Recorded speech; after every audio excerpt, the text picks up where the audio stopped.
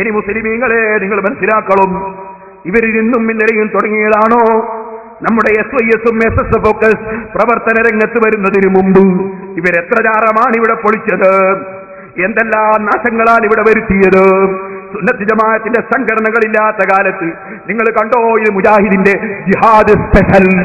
ജിഹാദ് എന്ന് പറഞ്ഞാൽ എതിരാളികളുടെ സ്വന്തം അതേ മറ്റൊരാശയക്കാരുടെ സ്ഥാപനങ്ങൾ പൊളിക്കലാണ്. ജിഹാദ് എന്ന് പറഞ്ഞാൽ മറ്റുള്ളവരെ കൊല്ലലാണ് എന്ന് ഇവിടെയുള്ള എല്ലാ കക്ഷികളെയും തെറ്റിദ്ധരിപ്പിച്ചത് മുജാഹിദേ ജിഹാദ് ചെയ്യുന്നവരെന്ന അർത്ഥപ്രകാരം പേര് സമ്പാദിച്ച നിങ്ങളല്ലേ. എന്നിട്ട് പിന്നെ ഞങ്ങളെപ്പറ്റി അങ്ങനെ പറഞ്ഞു കളഞ്ഞു എന്ന് ഏതെങ്കിലും രാഷ്ട്രീയ നേതാക്കന്മാരെ പറ്റി വിലപിച്ചിട്ട് കാര്യമുണ്ടോ? നിങ്ങൾ ചെയ്യുന്ന തീവ്രവാദങ്ങൾ ഇവിടെ എല്ലാവരും കാണുന്നില്ലേ? നിങ്ങൾ തന്നെ എഴുതിയത് വായിക്കട്ടെ. MSM ഇടവണ്ണ ശാഖ ജിഹാദ് സ്പെഷ്യൽ 87. എന്താണ് വായിക്കുന്നത് കേട്ടോ? വിഗ്രഹധ്വംസനം അഥവാ ജാറംപൊളി. വിഗ്രഹധ്വംസനം അഥവാ ജാറംപൊളി. അപ്പൊ വിഗ്രഹമാണ് ജാറമെന്നും വിഗ്രഹം ധ്വംസിക്കണം അഥവാ ജാറം പൊളിക്കണം എന്നല്ലേ നിങ്ങളെ ഹെഡിങ്? കേട്ടോളി. വലിയ പള്ളിയുടെ ഒരു ചെരുവിൽ നിർമ്മിച്ചിരുന്ന ജാറം പൊളിച്ചു മാറ്റാൻ തൗഹീദിന്റെ ആളുകൾ തീരുമാനിച്ചു. അലവി മൗലവിയുടെ നേതൃത്വത്തിലായിരുന്നു ഈ തീരുമാനം. വെള്ളിയാഴ്ച ഖുതുബയ്ക്ക് ശേഷം പൊളിക്കുക തീരുമാനം ഇത്തിതമായിരുന്നു. എന്നാൽ ഈ വെള്ളിയാഴ്ച മറ്റൊരു പ്രധാന സംഭവത്തിന് കേരളക്കര ആദ്യമായി സാക്ഷ്യം വഹിക്കുകയായിരുന്നു. കേരളത്തിൽ സ്ത്രീകളെ പങ്കെടുപ്പിച്ചുകൊണ്ട് ആദ്യമായി ഒരു ജുമ സംഘടിപ്പിക്കുവാൻ ഒതായിലെ PV മുഹമ്മദ് ഹാജി തീരുമാനിച്ചു. ഈ ജുമ ഉദ്ഘാടനം ചെയ്യാൻ അലവി മൗലവി പോയതുകൊണ്ട് ഒതായിലെ മോയിൻകുട്ടി മൗലവിയെ എടവണ്ണയിൽ ഖുതുബ നിർവഹിക്കാൻ നിയോഗിച്ചു. അദ്ദേഹത്തിന്റെ ജുമാ ഖുതുബയ്ക്ക് ശേഷം ധീര മുജാഹിദുകൾ ജാറം പൊളിക്കുവാൻ വേണ്ടി തയ്യാറെടുത്തു. മുഹമ്മദ് നബിയും സഹാബിയന്മാരും ഉയർത്തപ്പെട്ട ജാറങ്ങൾ പൊളിച്ചു മാറ്റിയിരുന്നത് ഭരണാധികാരം ലഭിച്ച ശേഷവും നാട് ഫത്ഹായതിനു ശേഷവുമായിരുന്നു. പച്ചക്കള്ളം. അല്ലാഹുവിന്റെ റസൂൽ പൊളിച്ച ജാറം ഏത് മഹാന്റെതാണ് മൗലവിമാരെ? സഹാബത്ത് പൊളിച്ചത് ഏത് മഹാന്റെ ജാറമാണ് മൗലവിമാരെ? സനദ് സഹിതം പറയൂ സലഫി മുതൽക്ക് റസൂലുള്ള വരെയുള്ള സനദോടെ വായിക്കൂ മൗലവി. റസൂലുള്ള പൊളിച്ച ജാറന്മാരുടേതാണ്. ഏത് ജാറമാ പൊളിച്ചത്? നിങ്ങൾ സാധാരണ വായിക്കുന്ന ഒരു ഹദീസുണ്ട്.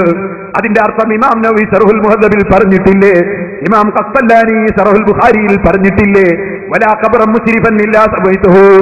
അതേ മുശ്രിഫായ ഖബറിനെ തസ്വിയത്ത് ചെയ്യണമെന്ന് അല്ലാഹുവിന്റെ റസൂൽ പറഞ്ഞു. അതിന്റെ മഅന എന്താണ്? അത്തസ്ബീഹു. അതുകൊണ്ടുള്ള ഉദ്ദേശം കൂർത്തു നിൽക്കുന്ന ഖബർ അല്പം പരത്തണമെന്നാണ്, ജാറം പൊളിക്കണമെന്നല്ല എന്ന് ഇമാം നവവി ശറഹുൽ മുഹദ്ദബിൽ പറഞ്ഞിട്ടില്ലേ? ഇമാം ഖസ്സലാനി ബുഖാരിയുടെ ശറഹിൽ പറഞ്ഞിട്ടില്ലേ? ആ ഹദീസ് ജാറം പൊളിയല്ലല്ലോ, കൂർത്തു നിൽക്കുന്ന ഖബർ പരത്തണമെന്നല്ലേ ആ ഹദീസിൽ പറഞ്ഞത്? നിങ്ങൾക്ക് ഏതാണ് ഹദീസ് മൗലവിമാരെ? ഞാനിതാ ചോദിക്കുന്നു. മൗലവി ഇപ്പം വന്നപ്പോ പറയുന്നു ഞാൻ വെല്ലുവിളിക്കുന്നില്ല. മൗലവി പറയാ ഞാൻ വെല്ലുവിളിക്കുന്നില്ല, വിനയത്തോടെ ചോദിക്കുകയാണ്. വെല്ലുവിളിക്കുകയല്ല, വിനയത്തോടെ കാണിക്കുന്നു. അതിപ്പോ വെല്ലുവിളിക്കാത്തത്? മുമ്പ് കാലത്ത് വെല്ലുവിളിക്കുന്ന പേരോടെ സിബിനൊന്ന് കാണിച്ചു തന്നാ ചെരുപ്പെടുക്കും അറിഞ്ഞില്ലല്ലോ. ഇപ്പൊ എന്റെ വെല്ലുവിളിക്കാത്തത്? വെല്ലുവിളിയുടെ പൂതി മാറിയല്ലേ? കരയുദ്ധമാണ് മൗലവി. വെല്ലുവിളിയുടെ പൂതി മാറിയല്ലേ? ഇപ്പൊ മൂപ്പര് വിനയത്തോടെ ചോദിക്കുകയാണ്. എന്നാ ഞാൻ പറയട്ടെ, വിനയത്തോടെ ചോദിക്കുന്നൊന്നുമില്ല, വെല്ലുവിളിക്കുകയാണ് മൗലവി. വെല്ലുവിളിക്കുകയാണ് മൗലവി. അള്ളാന്റെ റസൂല് പൊളിച്ച ജാറമേതാണ്? ഏത് മഹാന്റെ ജാറമാ പൊളിച്ചത്? ഏത് മഹാന്റെ ജാറമാ പൊളിച്ചത്? ഏത് വലിയുടെ ജാറമാ പൊളിച്ചത്? ഏത് നബിയുടെ ജാറമാ പൊളിച്ചത്? പറയണേ മൗലവിമാരെ. സലഫിക്ക് മാത്രമല്ല, ജീവിച്ചിരിക്കുന്ന മുജാഹിദ് ജമാഅത്ത് ഇസ്ലാമിയുടെ ജാറം പൊളിയം മൗലവിമാർ എവിടെയുണ്ടോ അവർക്കെല്ലാം എന്റെ ചോദ്യം ബാധകമാണ്. കുറ്റ്യാടി ഞാൻ പോയത് വെറുതെയല്ല. 1964 പള്ളിയുടെ പടിഞ്ഞാറ് ഭാഗത്തുണ്ടായിരുന്ന ഔലിയായുടെ മഖാം എന്ന് വിളിക്കുന്ന ആ നീളമുള്ള ഖബർ ചില ചെറുപ്പക്കാർ ചേർന്ന് പൊളിച്ചു നീക്കിയെന്ന് ഈ ചിയ്യൂർക്കാരനായ മൊയ്ദ് മൗലവി, ജമാഅത്ത് ഇസ്ലാമിയുടെ നേതാവ് മൊയ്ദ് മൗലവി കുറ്റ്യാടിയിലെ ഖാദി എഴുതി വെച്ചിട്ടുണ്ട്. കുറ്റ്യാടി ഓർമ്മകൾ എന്ന പുസ്തകത്തിൽ എഴുതി വെച്ചിട്ടുണ്ട്. ആ ജാറം പൊളിച്ച സ്ഥലത്ത് പോയിട്ടാണ് മൗലവിമാരെ അള്ളാഹുവിന്റെ തൗഫീഖ് കൊണ്ട് 54 പള്ളി റബ്ബിന്റെ തൗഫീഖ് കൊണ്ട് നിർമ്മിച്ചിട്ടുണ്ട്. നിർമ്മിച്ചിട്ടുണ്ട്. നിങ്ങളോട് പറയട്ടെ, അതേ സ്ഥലത്ത് പോയിട്ടാണ് 25 മദ്രസ നിർമ്മിച്ചിട്ടുണ്ട്. അവിടെ പോയിട്ടാണ് റബ്ബിന്റെ തൗഫീഖ് കൊണ്ട് 8 ഇംഗ്ലീഷ് മീഡിയം സ്കൂളുകൾ സ്ഥാപിച്ചിട്ടുണ്ട്. 6000-ലധികം കുട്ടികൾ ഇംഗ്ലീഷ് മീഡിയം സ്കൂളുകളിൽ പഠിക്കുന്നുണ്ട്. എത്രയും കുട്ടികൾ ഫ്രീ ആയി പഠിക്കുന്നുണ്ട്. ഹരിയാനയിലുള്ള ചെറിയ മക്കൾ, ഉറുദുക്കാരായ ചേരി പ്രദേശങ്ങളിലുള്ള പാവപ്പെട്ട മക്കൾ അവിടുന്ന് പഠിക്കുന്നുണ്ട്. ഭൗതിക വിദ്യാഭ്യാസവും ആത്മീയ വിദ്യാഭ്യാസവും ഉണ്ട്. ഖുർആൻ മനപ്പാഠമാക്കുന്ന 100 മക്കളുണ്ട്. ശരീഅത്ത് കോളേജിൽ 100 കുട്ടികൾ പഠിച്ച് പണ്ഡിതന്മാരായി അൽഹംദുലില്ലാഹ് ഓലസെറ്റിൽ പഠിച്ച ഈ നൗഷാദ് സഖാഫി റബ്ബിന്റെ തൗഫീഖ് കൊണ്ട് ഏത് മൗലവിക്ക് ധൈര്യമുണ്ട് ഈ ചെറുപ്പക്കാരനായ നൗഷാദ് സഖാഫി അയച്ചു തരാം, നേരിടാൻ ധൈര്യമുണ്ടോ മൗലവിമാരെ? അങ്ങനത്തെ 100 മക്കളെ അല്ലാഹുവിന്റെ തൗഫീഖ് കൊണ്ട് സിറാജുൽ ഹുദ വളർത്തിയെടുത്തിട്ടുണ്ട്. ചോദിക്കട്ടെ മൗലവിമാരെ, സദാ ദഅവാ കോളേജിൽ MA-ക്ക് പഠിക്കും, BA-ക്ക് പഠിക്കുന്നു. ഇപ്പോൾ ഇൻഷാ അല്ലാഹ് ഒരു PG എടുക്കും. അതേ സമയത്ത് പണ്ഡിതന്മാരാകും. അതിന് ദഅവാ കോളേജ് നടക്കുന്നുണ്ട്. ചോദിക്കട്ടെ മൗലവിമാരെ, നിങ്ങൾക്ക് ഞാൻ പിരിവെടുക്കുന്നതിന് വിഷമമുണ്ടല്ലേ? പിരിവെടുത്തിട്ട് നിങ്ങളെപ്പോലെയല്ല ഞാൻ പിരിവെടുത്തതിൽ എന്റെ സംഘടനയിൽ ഒരാൾക്കും ഇന്ന് വരെ തർക്കമുണ്ടായിട്ടില്ല, എന്റെ നേതാക്കൾക്കുണ്ടായിട്ടില്ല, എന്റെ കൂടെയുള്ളവർക്കുണ്ടായിട്ടില്ല. നിങ്ങൾ പിരിവെടുത്തിട്ടോ മൗലവിമാരെ? നിങ്ങൾ പിരിവെടുത്തിട്ടുള്ള അവസ്ഥ ഞാൻ കാണിച്ചു തരാം. ഞാൻ ചോദിക്കട്ടെ, നിങ്ങൾക്ക് മഖബറ പൊളിക്കണമല്ലേ? ഞങ്ങളെ മഖബറ പൊളിച്ചത് കൊണ്ടാണ് ഞാൻ കുറ്റിയാടിയിൽ പോയി ഓല സെറ്റ് കെട്ടിയിട്ട് എനിക്ക് എന്റെ വീട്ടിൽ തലേണി വെക്കാനും കിടക്കയിടാനും വല്ല തന്നിട്ടുണ്ട്.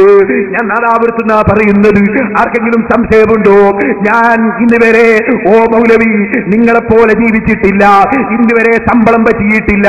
ഞാൻ നിങ്ങളോട് ചോദിക്കട്ടെ, നിങ്ങളെപ്പോലെ ജീവിച്ചിട്ടില്ല.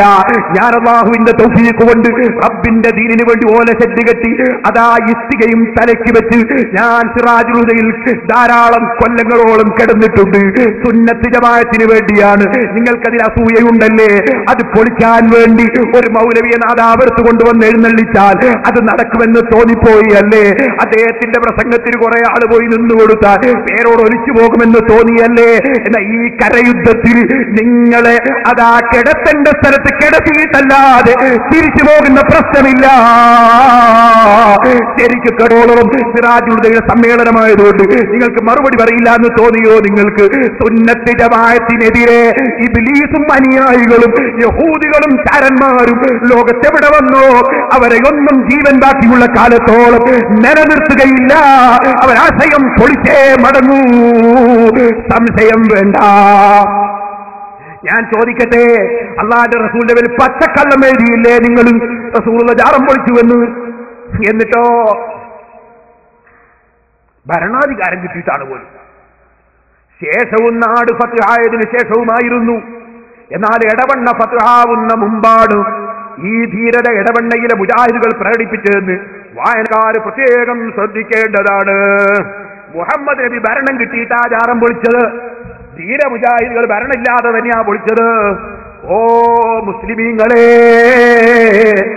ചോദിക്കട്ടെ, അല്ലാഹുവിന്റെ റസൂലിന്റെ പേരിൽ പച്ചക്കള്ളം, അതിന്റെ പുറമെ എന്തിനാണോ തീവ്രവാദം എന്ന് പറയുന്നത്? ഒരു രാജ്യത്ത് വ്യവസ്ഥാപിതമായ ഭരണം നടക്കുമ്പോ ആ ഭരണത്തിന്റെ നിയമങ്ങൾ അംഗീകരിക്കാതെ, അവിടെയുള്ള നിയമപാലകന്മാരെ അംഗീകരിക്കാതെ, കോടതിയെ വകവെക്കാതെ സ്വയം നിയമം കയ്യിലെടുക്കുന്നതിന്റെ പേരല്ലേ തീവ്രവാദം? ഈ തീവ്രവാദമല്ലേ നിങ്ങൾ ഇവിടെ നടത്തിയത്? ഈ തീവ്രവാദത്തിനെതിരെ ശബ്ദിച്ചതിന്റെ പേരിലല്ലേ ഉസ്മാൻ റളിയല്ലാഹുവിന്റെ തലവെട്ടിപ്പോയത്? ഞാനിത് പറയുമ്പോ നിങ്ങൾക്ക് ചിലപ്പോ ഞങ്ങളെ ഇമാമിങ്ങളെ പലരെയും നിങ്ങൾ കൊന്നിട്ടുണ്ട്, വിഷം കൊടുത്തു കൊന്നിട്ടുണ്ട്, വിഷം കുത്തിയിട്ട് കൊന്നിട്ടുണ്ട്. ഉസ്മാൻ ഇബ്നു അഫ്ഫാൻ റളിയല്ലാഹു അൻഹുവിനെ തീവ്രവാദികൾ തലവെട്ടിക്കൊന്നിട്ടുണ്ട്. ഇതുപോലെ പേരോടിനെ വകവരുത്താമെന്ന് തോന്നുന്നുണ്ടോ? എനിക്ക് ഷഹീദായി മരിക്കാമല്ലോ. ഞാനൊരു കാര്യം നിങ്ങളോട് പറയട്ടെ, ബഹുമാനപ്പെട്ട ഉസ്മാൻ ഇബ്നു അഫ്ഫാൻ റളിയല്ലാഹു അൻഹു എന്തിനാണ് കൊല്ലപ്പെട്ടത്? തീവ്രവാദത്തെ അനുകൂലിക്കാഞ്ഞിട്ടല്ലേ?